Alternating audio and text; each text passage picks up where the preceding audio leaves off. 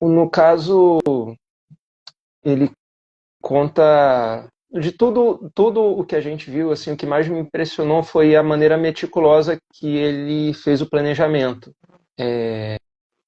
Como ele fez de uma forma que não poderia dar errado. Assim, e como ele se preocupou também em fazer um vídeo para cada pessoa da família dele, assim, meio que falando, a culpa não é sua, foi uma escolha minha, tipo, desresponsabilizando para tentar amenizar um pouco o sofrimento da família.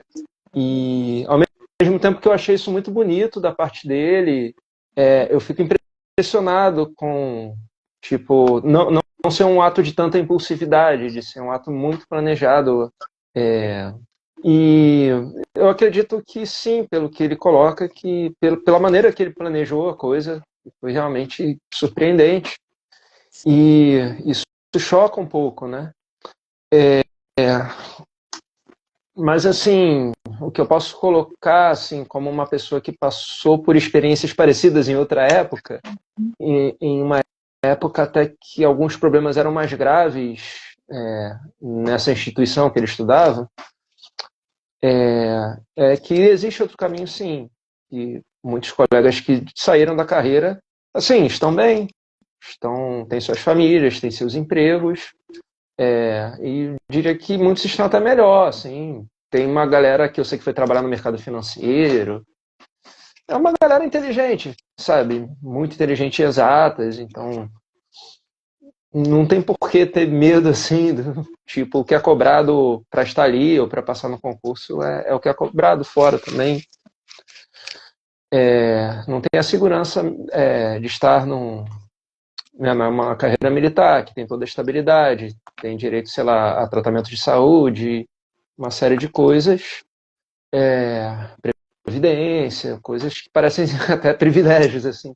Mas eu acredito que seria bom se todo trabalhador tivesse isso, né? Mas dá uma segurança de largar isso, eu entendo. No caso dessa Força Armada, inclusive, eu não sei se eu falar detalhes demais, acho que eu vou expor, né? Depende do detalhe. Vamos lá. Vamos dizer que no final da formação tinha uma coisa que as pessoas tinham muita expectativa, que é um processo que, bom, ia conhecer lugares, ia ter algumas experiências reais, mas não posso entrar em muitos detalhes, senão estou dando muita deixa aqui. Deixa eu falar um pouco sobre essa instituição. Era uma escola que era o início da formação de um militar. A pessoa passava um tempo fazendo o ensino médio, depois ia para uma outra instituição onde fazia a faculdade.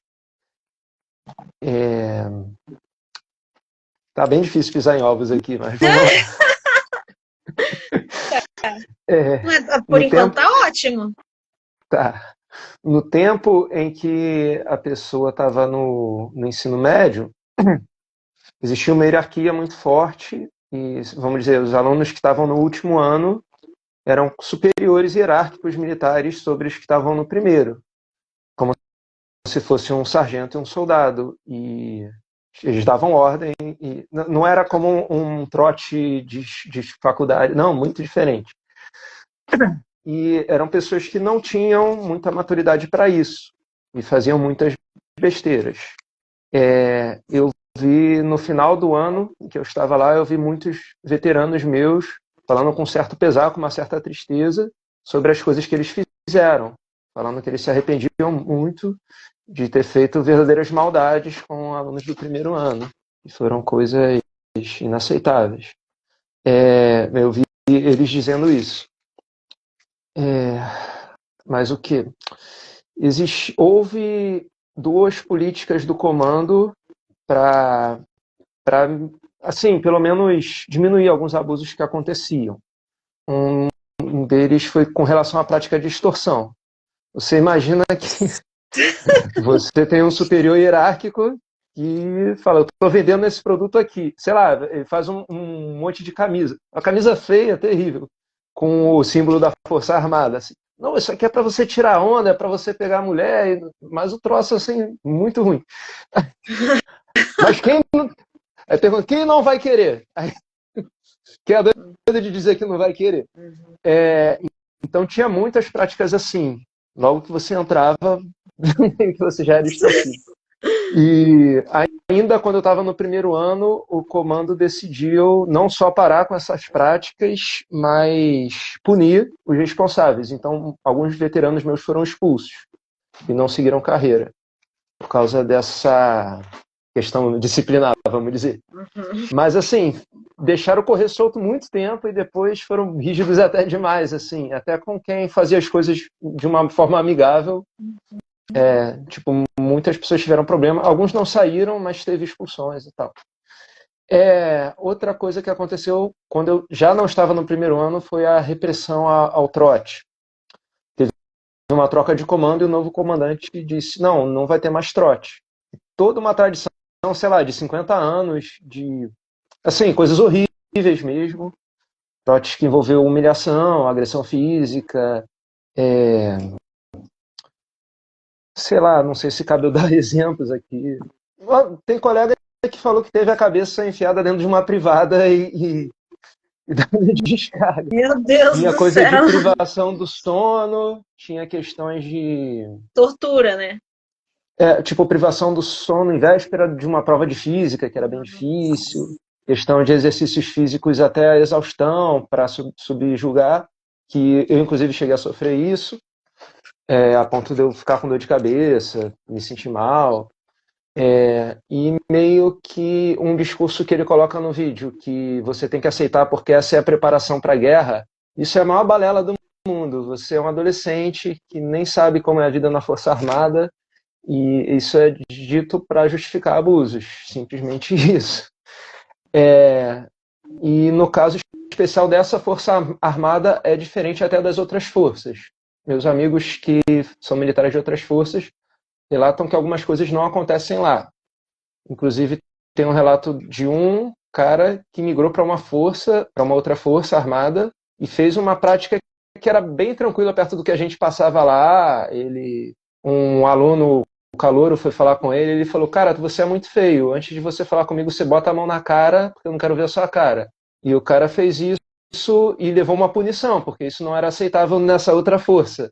Mas onde eu estava, né, onde a gente estava, isso era a coisa mais tranquila do mundo. Nossa. Era uma segunda-feira normal. Tinha trotes com comida, sei lá, um veterano já jogou suco na minha comida, falou, não, agora você come assim, ou um pão de hambúrguer, você vai comer esse pão todo de uma vez só, enche a boca com ele. Coisas assim muito chatas. Nossa, no mínimo assim, chata, né? No mínimo. Bem complicado e tinha uma aceitação disso. Mas, assim, mudou bastante. Eu digo que algumas coisas não acontecem mais, não tem como. E, assim, resultado, tinha muito processo judicial, que eram menores, sabe? E muitas coisas infringiam o Estatuto do Menor e não eram aceitáveis. Não fazia parte de treinamento militar. Tipo, quem era menor não podia pegar em arma e dar um tiro. Eu, inclusive, cheguei a carregar um fuzil, o tenente falou, não, carrega isso daqui até ali. Fiquei feliz pra caramba, né? Não é qualquer adolescente de 15 anos do Rio de Janeiro que pega num fuzil. Achei muito divertido. Mas, em geral, nem isso pode. Então, a gente não podia treinar tiro. Da mesma forma que, claro, um menor de idade não pode participar de um treinamento desses mais pesado, mas eles fingiam que era para justificar alguns trotes, alguns abusos bem pesados. Então, eu entendo o que leva a pessoa a desanimar, no mínimo, com, né, a porta de entrada é isso, né? Só que, assim, na instituição de faculdade, não acontece assim, não é exatamente isso. O que me relataram também, não, pô, aqui você é tratado como adulto, não tem essas babaquices desnecessárias, sabe? Então, realmente, sei lá, se vamos dizer, um veterano passa uma tarefa para um calouro, é algo que realmente precisa ser feito, etc. Coisas assim. coisas que fazem mais sentido, não é o abuso pelo abuso, sabe? Existem lendas sobre trotes sexuais, existem processos judiciais. Eu não vou entrar nesse assunto que fica meio conspiração, eu não tenho nada. Mas existiam lendas, histórias de coisas envolvendo isso. Eu não vivenciei, eu não sei se acontecia, tá? Eu não posso dizer. O que já aconteceu comigo de mais estúpido, foi uma coisa realmente estúpida, não tinha nada nesse sentido, é que uma vez eu levantei para ir no banheiro de madrugada e tinham 2 veteranos no banheiro. Aí eles inventaram uma coisa lá e mandaram eu tirar a roupa, entrar no chuveiro gelado de madrugada e, tipo, ficar na ponta do pé, numa posição de um exercício físico na água gelada. E assim, eu só achei aquilo ridículo, nem fiquei com raiva deles. Pô, mas é bem humilhante, né? Mas isso era a parte boa, assim, eu te falar. Esse foi o mais tranquilo? Muito tranquilo. Eu nem esquentei. Eu fiquei bolado, pô, eu quero dormir, vocês não vão me liberar, não. Tô chocada. Eu tô bem chocada. Então, claro, tem pessoas que ficavam traumatizadas. Eu tive um colega que entrou numa turma depois de mim, que foi meu colega de curso, entrou numa turma depois de mim e ele teve um surto psicótico. Mas assim, é um caso isolado. Aconteceu na turma anterior à minha, um caso desse. O aluno até melhorou e voltou. E aconteceu nessa turma posterior. Na minha, eu não soube de alguém ter um surto psicótico. Mas, sei lá, várias coisas não se aplicam. Tipo, uma coisa que eu duvido que aconteça hoje. Você chegava lá, um veterano escrevia no quadro, não existe viado na Marinha. Caraca! Não tem como hoje em dia. Não pode mais, né? E assim, outra, existe pra caramba. Eu imagino, né? Eu imagino. Mas nesses termos ainda, né? E assim, muitas coisas que não, isso é no início dos anos 2000 e acabou.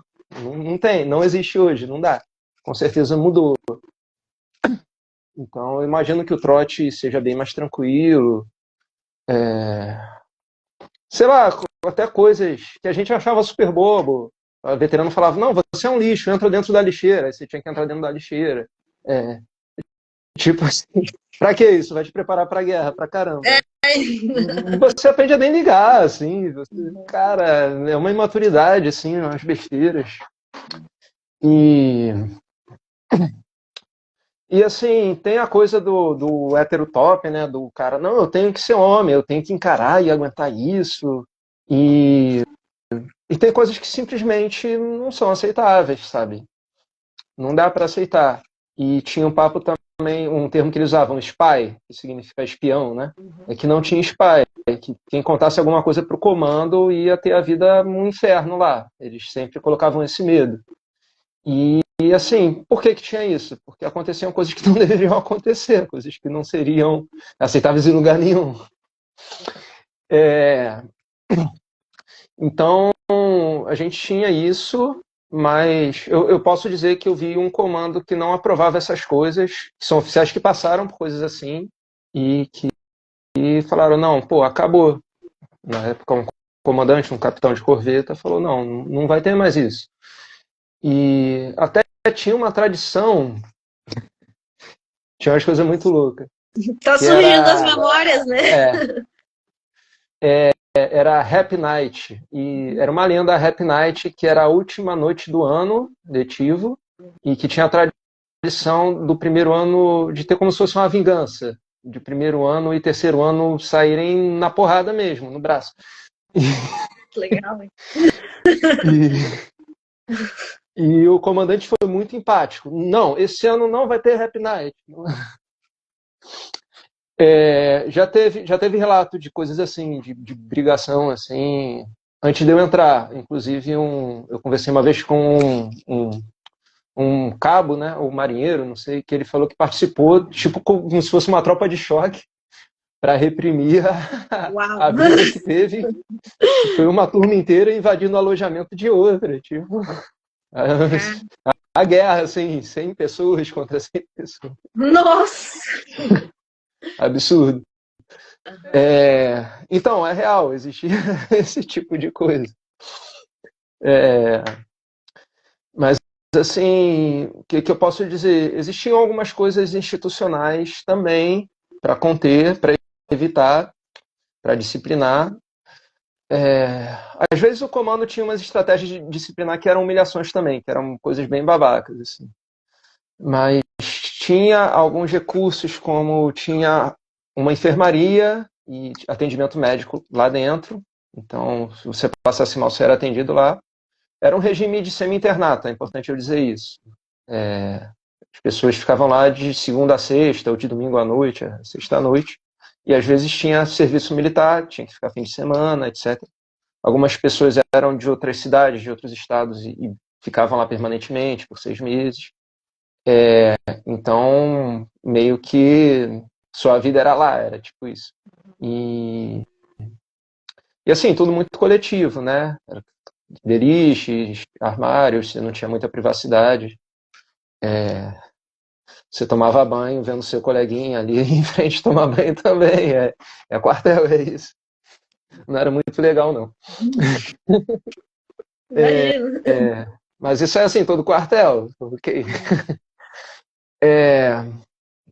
E tinha um serviço de orientação educacional com psicólogos formados, habilitados. Só que assim, a gente não confiava. Você está num quartel, num lugar que acontece um monte de coisas estranhas, você não confia em ninguém. Muito difícil você confiar e contar suas coisas para um psicólogo ali, porque, pô, mas essa pessoa vai me falar. É tipo aquele filme do Tropa de Elite. Não, mas vai falar para os meus superiores. Você entra numa paranoia, né? Não, mas vai falar para o comando. Então você tem que ficar calado e se mostrar forte o tempo todo. Assim, eu entendo, eu não vou dizer, isso leva a pessoa ao surto, isso leva a pessoa a tirar a própria vida. Acho que não, mas vamos dizer que isso traz alguns problemas. E o problema de desistir também é bem complicado, porque você é encarado como um perdedor, como um fracassado, como um cara que não aguentou, que cara molenga. E assim, aguentar é tranquilo, né? No meu caso, até a crise existencial maior foi que eu já estava no segundo ano, que é uma época que ninguém mexe com você, sei lá, o terceiro ano está preocupado em infernizar a vida do primeiro ano, que é o brinquedinho deles, e meio que você não está só lutando para sobreviver ali, aí você para e reflete sobre o que você realmente quer da vida, e eu fui o aluno mais novo da minha turma. A janela lá de idade era de 14 a 18 anos. Eu tinha feito 14 anos a menos de um mês e eu entrei. Meus colegas tinham 16, 17, 18 anos. Meus veteranos tinham ali 19, 20. E eu vi que eu ia viver em semi-internato dos 14 aos 21 anos. E assim, isso me incomodou, não ia ter nenhuma liberdade, ia continuar vivendo, né? Apesar que os sofrimentos diminuem, porque você vai avançando, né? Deixa de ser aquele inferno na Terra, mas, pô, não fazia muito sentido para mim, e eu pensei, tá, mas o que eu quero produzir, o que eu quero entregar para o mundo? E eu mal conhecia o que eu gostava, né? E, no caso, eu trabalho com música, né? E assim, eu gostava dos hinos, eu gostava de ouvir a banda de fuzileiros tocando. Eu não entendia que eu tinha esse... Eu tinha uma cultura musical diferenciada em relação aos meus colegas. A coisa era bem complicada aí. Professora de literatura perguntava quem conhece a música do Tom Jobim? Aí ninguém conhecia. Eu ficava chocado, assim. Não, mas o do Vinícius de Moraes, do Paulinho... Cara, Paulinho da Viola... Como assim as pessoas não conhecem Paulinho da Viola, Vinícius de Moraes? E, sei lá, conhece o quê? Na Funk, época tava carioca, na moda o quê? axé, era a época do axé, do funk carioca. Aí as festas tinham axé, a época da Mambairó, é muito ruim, assim, caraca. Assim, bem complicada a coisa, assim. Mas, enfim, eu fui achando o meu caminho até depois, assim, né? Mas eu lembro que eu fui... Ah, Era funk? meu irmão falou que era funk, Eu mas a galera imaginei que botava seria funk. punk. A galera botava funk no alojamento, assim. Não, mas tinha Charlie Brown, eu não gostava na época, mas depois eu já até simpatizo. Charlie Brown tava estourado. Eu achava muito ruim, mas hoje eu até vejo, pô, tem qualidades. Hoje eu aceito o Charlie Brown. Mas tinha eventos culturais bacanas, Bonde do Tigrão. Cara, não faz me lembrar Que disso, ano não. que foi Era isso? muito ruim. 2002, eu era da turma de 2002. Uhum. Entrou em 2002. Acho que é Bonde do Tigrão mesmo. Era meio complicado. E eu, sei lá, eu já tocava instrumento, gostava de chorinho, era bem diferente, assim. O pagode da época nem era tão ruim, sabe? Olhando hoje em dia, que hoje em dia é ruim. É porque hoje está muito ruim, né? Hoje tá muito Então ruim. ruim Meu até que é Deus. bom daquela época. Aí a galera tocava, tinha bandas lá, tinha grupo de pagode, tinha atividades assim bacanas, tinha uma baita estrutura, tinha esportes. No caso, eu não me envolvi com nada. Uhum. Mas, sei lá, tem muita coisa que é legal, que pode ser legal, assim, né? Pra quem gosta. Mas pra mim não era. Mas, enfim, quando você sai, você lida com uma sociedade que reage diferente a você. E eles te julgam muito e acham que sabem tudo de você, mas não sabem de nada. Primeiro, assim, se você conversar com qualquer oficial dessa força e perguntar: você sente saudade do seu tempo de ensino médio? Provavelmente vai te dizer que não. Vai dizer, tinha coisas legais, realmente tinha, mas no geral era um ambiente bem tóxico, tá?